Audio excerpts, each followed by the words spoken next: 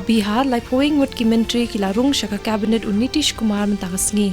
Ulat kejala Fagu Chauhan ulapan bam smai kini ki menteri Raj Bhavan Patna.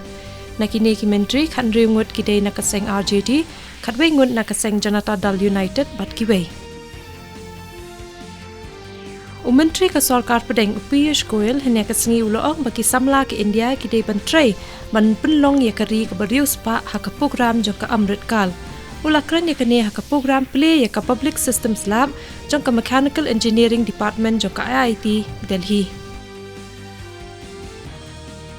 Kasenjuk ki Khasi Author Society hakini ki benai banwan kin salet bania kendo bat menteri rangbado kari Narendra Modi bat menteri ketnat kampo yeng Amit Shah bania kran halor ka jing penrung ya ka ktien khasi ha ka kernet bapra jong ka riti sanchar kari.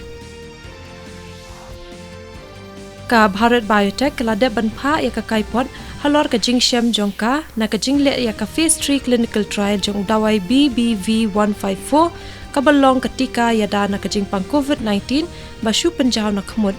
Kani ka company kalapan jing bidru ban pinmi ya baro arteli ki primary dose jong ketika bat ya ka booster shot.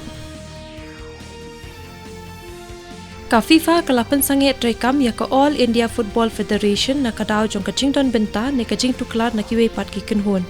Kani ka jing syasos pon kan ketaru ya ka jing shim benta jong kinong elekai ha ka Under 17 Women's World Cup kabade banlong ha India na do ka khatwei tarik hadu alai phau tarik urisau ya ka bala pen sange no shwa.